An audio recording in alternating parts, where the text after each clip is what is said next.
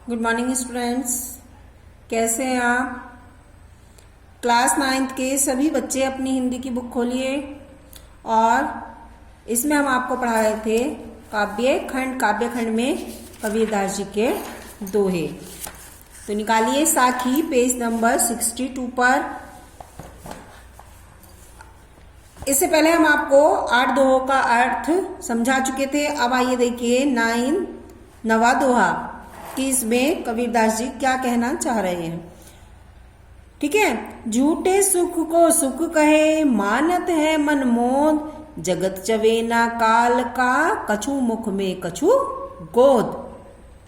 इसमें कबीरदास ने यह कहा है कि मनुष्य से कि मनुष्य जो इस नश्वर शरीर पर घमंड करता है, अर्थात इस नश्वर शरीर पर हमें घमंड नहीं करना चाहिए, क्योंकि ये जो संसार की वस्तुएं हैं ये सब नाशवान हैं। हमें किसी भी प्रकार का शाश्वत सुख शाश्वत नहीं मानना चाहिए इसको, सांसारिक वस्तुओं को, क्योंकि जगत का चवेना तो मृत्यु के आगे व्यर्थ सिद्ध होगा। जिस तरह से आइए देखिए, झूठे सुख को सुख है कि हे मनुष्य, कबीरदास जी कहते हैं कि हे मनुष्य, तू इस संसार के सुख को सुख मानता है, अपने इस नश्वर शरीर पर गर्व करता है। जब तेरे ऊपर काल का प्रहार यानी मृत्यु का प्रहार होगा, तब तेरा कोई वश नहीं चल सकेगा। ठीक है ना। जब तुझे मृत्यु आएगी तब उसके ऊपर तेरा कोई वश नहीं चलेगा। तेरा सुख कुछ तेरे मन में तथा कुछ हाथ में ही धरा रह जाएगा। ये जो तेरा सुख है, आनंद है, ये सब कुछ तेरे मन में तथा कुछ हाथ में ही रह जाएगा। एक बार फिर से देखिए, कबीरदास जी संसार के व्यक्तियों को, मतलब मनुष्य से कह रहा है कि हे मनुष्य, तू सांसारिक सुख को अपना सुख मानता है। ये जो सांसारिक वस्तु है वे सब नाशवान है, अर्थात इस पर हमें घमंड नहीं करना चाहिए, क्योंकि जब हमारे सामने मृत्यु आएगी तब हमारा जो आनंद है वो सब कुछ हमारे मन में तथा कुछ हाथ में ही रह जाएगा। ठीक है। जब मैं था तब हरि नहीं, अब हरि है मैं नाही, सब अंधियारा मिटे गया, जब दीपक देखिया माही। इसमें बताया गया है कि ईश्वर प्राप्ति के मार्ग में सबसे बड़ी जो बाधा है वो है अहंकार। इसीलिए ईश्वर को प्राप्त करने के लिए, यदि मनुष्य ईश्वर को प्राप्त करना चाहता है तो व्यक्ति को अपने अंदर के जो अहंकार है उसको त्याग देना चाहिए। और कहते हैं कबीरदास जी कि जब मैं घमंड, कबीरदास जी कहते हैं कि जब तक मेरे मन में अहंकार की भावना थी तब तक परमात्मा मुझसे दूर ही रहा, तब तक परमात्मा जो है वो मुझसे दूर ही रहा। और जब से ईश्वर ने मेरे ऊपर यानी मेरे हृदय में प्रवेश किया है, जब से ईश्वर ने मेरे हृदय में प्रवेश किया है, तब से मेरा अहंकार जो है वो समाप्त हो गया। अंत में कबीरदास जी कहते हैं कि ज्ञान रूपी दीपक के जल जाने पर या प्रज्वलित होने पर मेरे हृदय में जो अज्ञान था वो सब मिट गया है।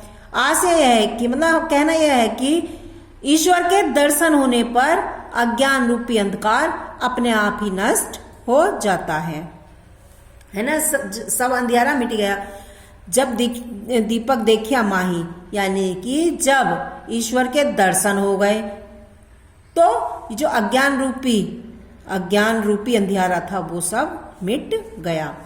कबीर कहाँ गरीबियो, ऊंचे देखी आबास, कालही परू भवे लुटाना, ऊपरी जामे घास। इसमें कवि ने संसार की नश्वरता को प्रकट किया है। जो संसार नश्वर है इसको प्रकट किया है और जीव को संबोधित करते हुए कबीरदास जी कहते हैं कि हे प्राणी, तू अपने ऊंचे भौतिक आवासों को देखकर घमंड क्यों कर रहा है।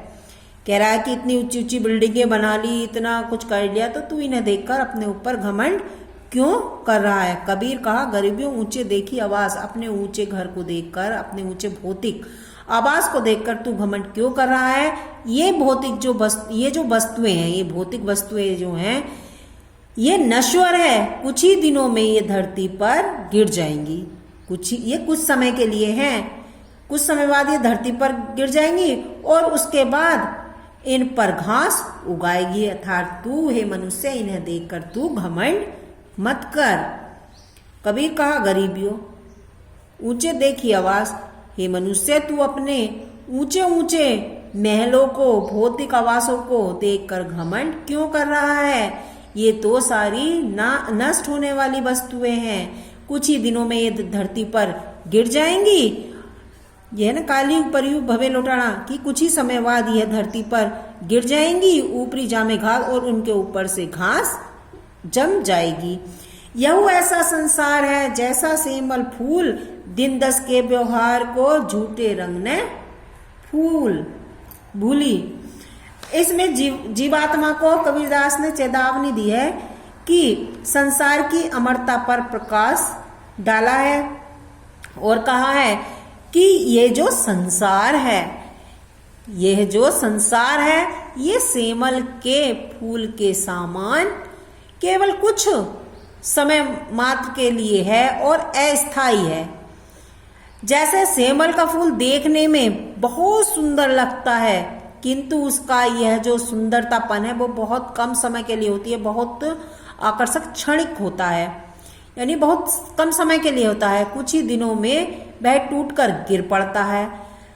ऐसे ही इस संसार की स्थिति है।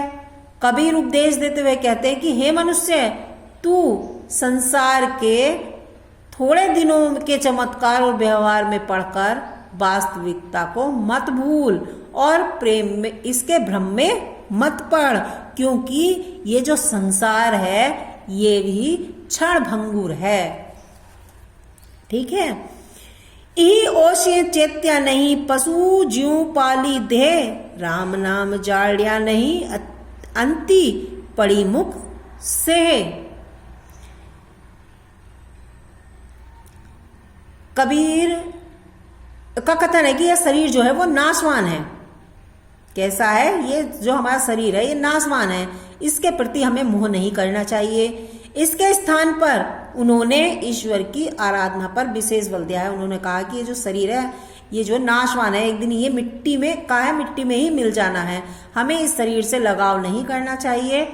इसके स्थान पर जितना हम अपने शरीर से लगाव रखते हैं उतना ही हमें अपने ईश्वर की आराधना पर देना चाहिए।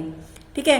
कबीर का कथन है कि ई ओष्या चेत्या नहीं, पशु ज्यों पाली देह, कि हे प्राणी, समय आने पर भी तू चैतन्य नहीं हुआ, यानी जागा नहीं और अवसर चूक गया, तो तू उसी प्रकार से अपने शरीर के पालन पोषण में लगा रहा। यदि तू उसी प्रकार से अपने शरीर के पालन पोषण में लगा रहा जैसे बुद्धिहीन पशु लगा रहता है, तूने ईश्वर के नाम पर महत्व नहीं समझा, इसीलिए अंत में तेरे मुंह में धूल ही पड़ेगी, अर्थात लोग तुझे धिक्कारेंगे ही। इसीलिए तू हे प्राणी समय आने पर जाग जा। एक बार फिर से देखिए, कबीरदास जी ये कह रहे हैं कि हे प्राणी, यदि तू समय आने पर जागा नहीं और यदि समय चूक गया तो तू उसी प्रकार से अपने शरीर के पालन पोषण में लगा रहा जैसे बुद्धिहीन पशु लगा रहता है। तो तूने ईश्वर के नाम के महत्व को नहीं समझा, तो अंत में तेरे मुंह में धूल ही पड़ेगी, अर्थात लोग तुझे धिक्कारेंगे ही। यह तन काचा कुंभ है, लिया फिरे था साथी, ढपका लागा फूटी गया, कछु न आया हाथी। इस साखी में कबीर ने नाशवान शरीर से मोह न रखने का उपदेश दिया है कि ये जो शरीर है ये तो नाशवान है, एक दिन खत्म ही हो जाना है, तो इससे मोह नहीं रखना चाहिए। उन्होंने कहा है कि हे प्राणी, तू यह तन काचा कुंभ का, हे प्राणी, जिस शरीर को तू अपने साथ में लिए फिरता है, लिया फिरे सा था हाथी, जिस शरीर को तू अपने साथ लिए फिरता है और जिस पर तू घमंड करता है, जिस पर तू घमंड करता है यह तो कच्चे घड़े के समान है।